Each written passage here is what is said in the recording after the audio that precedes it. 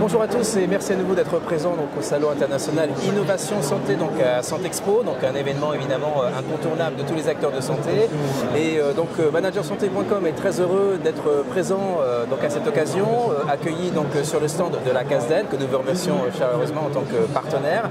Et à cette occasion, nous avons la possibilité de recevoir de nombreux experts qui sont particulièrement engagés dans l'accompagnement de la transformation de l'offre de soins sur les territoires. Et aujourd'hui, donc, nous avons l'immense honneur de pouvoir recevoir Cédric Arcos. Bonjour cher Cédric et merci beaucoup d'avoir accepté notre invitation. Avec plaisir. Et en tout cas, on est vraiment très heureux, d'autant plus que le contexte actuel, je dirais post-crise, on va le dire un petit peu comme ça, mais avec aussi, je dirais, un contexte électoral particulièrement, je dirais, foisonnant, puisqu'il va y avoir sans doute une relecture, probablement, je dirais, des schémas un peu territoriaux dans l'aménagement du territoire, notamment sur tout ce qui se rapporte aux politiques de santé.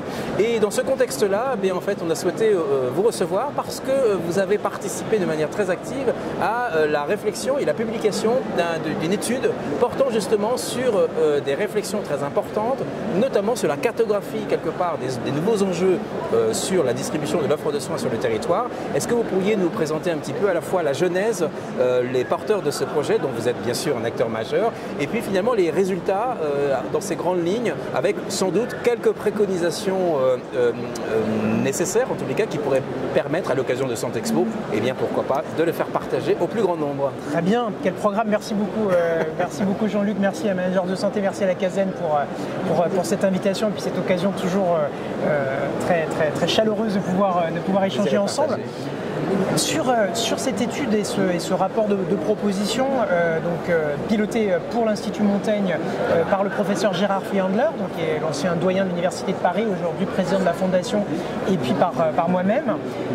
C'est un travail que l'Institut Montaigne a souhaité, dans le cadre de son cycle sur la santé, ses réflexions sur la santé,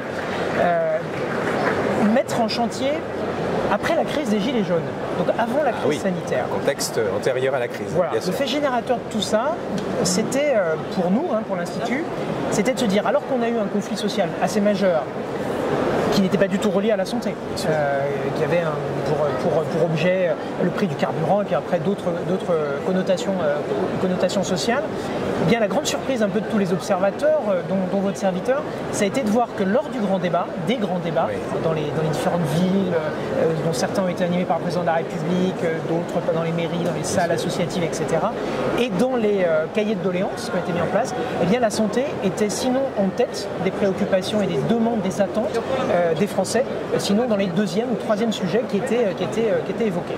Donc ça a été un fait, je dirais un fait politique, presque au sens science politique assez majeur, de se dire bien finalement la santé est le symbole, est devenu progressivement l'un des symptômes des fractures françaises et l'un des symboles finalement de ce sentiment de vulnérabilité qu'ont un grand nombre de nos concitoyens dans les quartiers populaires, mais également en ville, en zone rurale évidemment, bref, qui avait finalement cette superposition de fractures et de vulnérabilité qui nous a beaucoup interpellés pour essayer de comprendre. Et finalement, la question qu'on s'est posée, qui nous a taraudé dès le début de l'exercice, c'est de se dire comment est-ce qu'on est passé d'un système qui inspirait confiance, qui inspirait foi en l'avenir, qui finalement symbolisait un peu à lui seul la promesse républicaine d'égalité. Comment est-ce qu'on est passé de cette situation-là à une situation où le système de santé est plutôt assimilé à la crainte pour l'avenir, crainte pour la santé de ses enfants, crainte pour soi-même de se être pris en charge, et finalement cette perception que la santé est une nouvelle inégalité, alors que tout notre système a été bâti, est encore aujourd'hui piloté avec cette promesse d'égalité. Donc ça, c'était un peu le fait générateur. Puis ensuite, il y a eu la crise sanitaire, tu l'as rappelé, Jean-Luc, qui nous a conduit un peu à réinterroger et qui nous a finalement amené à la conviction qu'il y avait sans doute besoin d'une méthode de changement, qu'il y avait besoin de finalement peut-être de changer un certain nombre de curseurs au regard des immenses évolutions qu'a connu notre système et que connaît encore notre système, le vieillissement, le progrès technique, le défi de la prévention, le défi du financement, etc. etc. et que finalement, les recettes qu'on avait eues jusqu'à présent eh bien, elle méritait peut-être d'être revisitée pour pouvoir garder l'essence même du système. Ça, c'est un peu le fait générateur. Et puis, la deuxième chose, pour nous, ça a été de lancer une étude, alors assez inédite, cartographique, qu'on a confiée donc, à une start-up qui s'appelle CanopyMed, donc qui a colligé beaucoup de données de santé, avec finalement l'ambition principale qui était de rapprocher l'offre et la demande de santé. Et finalement, la question pour nous de savoir, c'était d'objectiver. Est-ce que notre système de santé est piloté par l'offre de soins ou est-ce qu'il est piloté par la demande en santé? Et on a eu l'objectivation, on le savait tous les gens comme toi connaissent bien le système de santé, vous savez tous très bien que c'est d'abord un système piloté par l'offre. Et bien là on l'a objectivé et ça nous a un petit peu donné cette grille de lecture que sans doute pour demain, pour la phase qui est en train de s'ouvrir pour notre système de santé après ces crises, eh bien l'enjeu serait peut-être davantage de le piloter par la demande de santé des Français et même pour ouvrir une nouvelle séquence par les demandes qui ne sont pas les mêmes d'un territoire à un autre, les situations des géographiques et épidémiologiques n'étant pas les mêmes. Tout à fait. Alors l'originalité de cette étude, évidemment, par son approche cartographique, centrée sur l'adéquation ou non, la disparité ou non, le caractère homogène ou le caractère évidemment, je dirais contradictoire entre l'offre et la demande. Voilà, donc c'est toute l'originalité de cette étude. Dans la traduction finalement, dans les préconisations, et donc ce sera ma deuxième question, quels sont les grands domaines sur lesquels il y a forcément matière à faire des préconisations? Alors, dans un contexte d'urgence, puisque nous sommes en pleine crise sanitaire, parmi les 17 propositions qui ont été faites, évidemment, alors elles ont été déclinées, évidemment, sans doute aussi par rapport à des segments prioritaires. Et quels seraient, selon toi, finalement, les grands axes sur lesquels il serait, on va dire, pertinent, voire urgent de considérer, d'apporter une considération forte dans le contexte Bien sûr. que nous connaissons aujourd'hui? On a pour mener ce travail, à la fois cartographique et puis ce travail de proposition, on a réuni un groupe de travail, je souhaite vraiment insister là-dessus, très pluridisciplinaire. C'est-à-dire qu'on a vraiment réuni du public, du privé, des hospitaliers, des libéraux, des patients, des élus, etc. Et on a mené au total plus d'une centaine d'auditions. Donc on a eu la chance un peu d'avoir cette alimentation, ces retours terrain, et puis de constater que finalement il y a énormément, c'est une évidence, mais énormément d'énergie positive dans ce système de santé, et que finalement toutes ces énergies positives, elles n'arrivaient pas à transformer le jeu. Et avec plutôt aujourd'hui le sentiment d'une grande inquiétude pour l'avenir. On le voit aujourd'hui avec la situation des urgences qui est effectivement inquiétante à beaucoup d'égards. Donc pour nous, je dirais, des propositions qu'on a essayé de faire, du fait un peu dans cette diversité, le virage majeur qui nous paraît vraiment essentiel, c'est celui de la santé territoriale, de la santé populationnelle. En fait, tu sais que je m'intéresse beaucoup au système de santé danois, qui est déjà un système de santé populationnelle. On voit aujourd'hui que non seulement on a un certain nombre d'outils, mais que c'est par rapport à ce constat de départ, l'inadéquation offre-demande de santé, c'est sans doute l'une des voies d'avenir et que ça nécessite, deuxième proposition, d'avoir un pilotage de notre système de santé beaucoup plus par la donnée. Aujourd'hui, on a la chance d'avoir, grâce à beaucoup d'ingénierie de savoir, d'offres, etc., on a beaucoup de données disponibles. On peut les simplifier et on peut en faire des outils d'action très précis en termes de prévention, en termes d'offre de soins, en termes de lutte contre un certain nombre de déterminants de santé qu'on n'arrive pas à trouver. Et c'est vrai que l'enjeu, c'est sans doute de travailler sur l'espérance de vie en bonne santé. C'est un point majeur. Le président de la Fédération hospitalière de France, le président de la République lui-même l'ont rappelé à plusieurs reprises.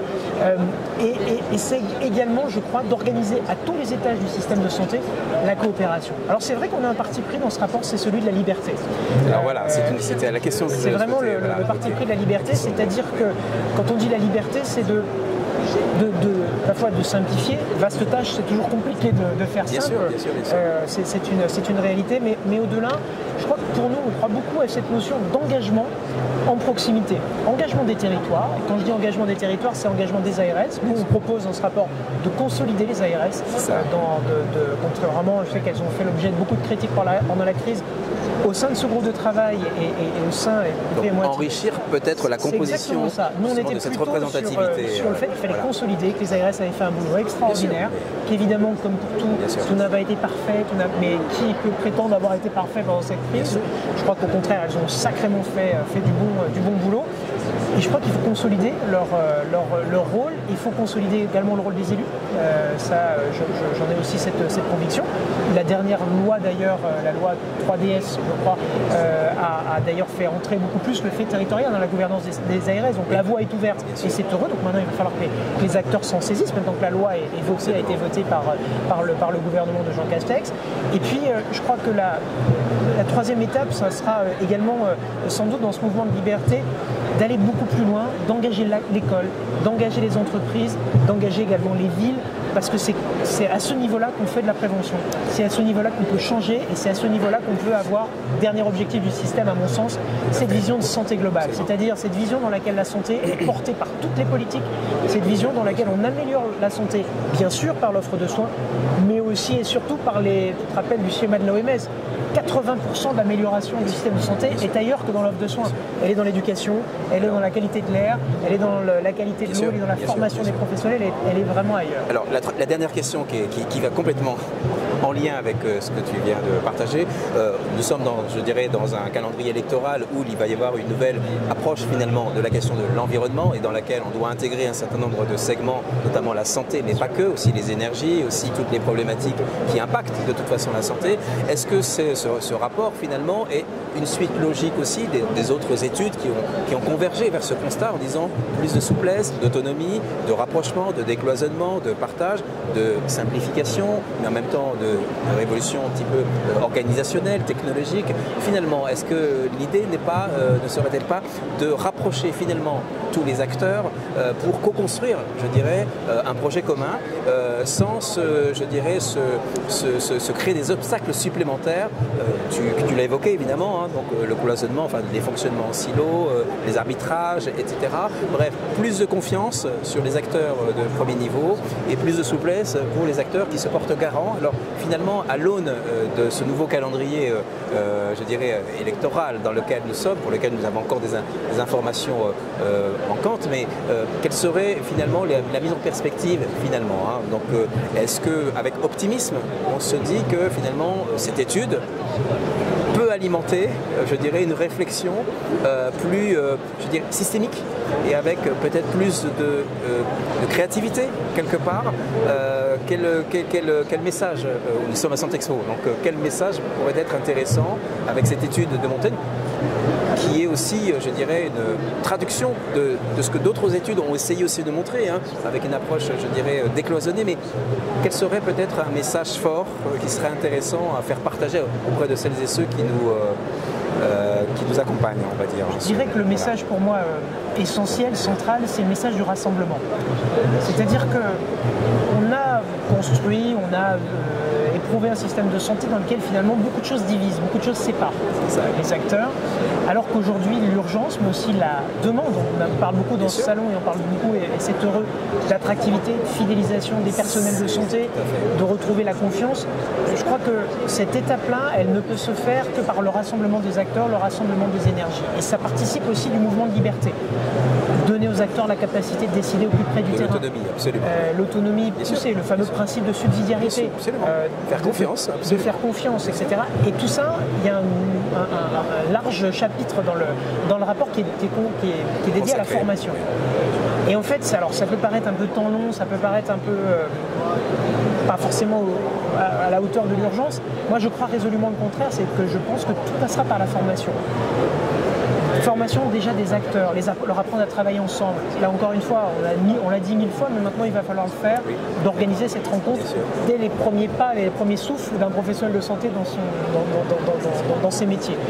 Évidemment d'embarquer les patients dans la formation. Moi je crois beaucoup aux expérimentations, au travail qui a été fait, de faire des patients experts, d'apporter, que ce soit les patients qui disent aux médecins qu'est-ce que c'est d'avoir une chimio, qu'est-ce que c'est d'avoir un diagnostic, qu'est-ce que c'est de vivre avec une maladie de Crohn, avec autre chose, etc. Et ça c'est vraiment fondamental. Et puis la formation aussi à la délégation de gestion, la formation à la confiance. C'est pas facile de faire confiance à son N-1 ou de travailler ou d'accepter soi-même des délégations de gestion, etc. Il doit falloir l'apprendre et ça je crois qu'il y a vraiment on a aujourd'hui construit beaucoup de choses dans notre système de santé, on a des groupements, des CPTS, etc. Beaucoup d'organisations. Je crois que maintenant l'un des enjeux il va être profondément humain, c'est ce qui me rend optimiste. Oui, tout à fait. Voilà, comme il est humain, je dirais, moi je fais confiance aux professeurs professionnels de santé. Je fais vraiment confiance à leur énergie, à leur créativité. Et puis je crois que finalement de ces crises, de ces difficultés, peut naître et doit naître finalement une prise de conscience, un sursaut, que c'est ensemble qu'on va trouver les solutions. Pour autant que ces principes est assez simple, de piloter par la donnée, de faire attention à la demande, d'avoir une approche globale et puis enfin de faire de la liberté, de la subsidiarité et de la confiance les principes cardinaux. Finalement, pas beaucoup de besoin de grandes lois, plutôt besoin finalement d'organiser aujourd'hui tous les outils qui sont aujourd'hui mis sur la table. Bien, c'est un vaste défi. Oui, alors donc du coup cette étude arrive à point nommé, on est dans un contexte à la fois politique d'actualité et donc du coup souhaitons que en tout cas cette proposition puisse recevoir un accueil je dirais favorable et puis nous sommes à Santexpo donc du coup c'est aussi le moment, enfin l'occasion de partager justement ces convictions, ces prises de position et ces réflexions. Merci infiniment Sandrine Carcos d'être venu à Santexpo pour cet événement voilà, donc, incontournable. Et puis merci d'avoir partagé cette réflexion croisée et interdisciplinaire. Et puis on aura l'occasion de se rencontrer à d'autres occasions de toute façon pour la suite évidemment de notre actualité. Plaisir, comme toujours. À bientôt avec plaisir. Merci infiniment. Merci Cédric. Okay.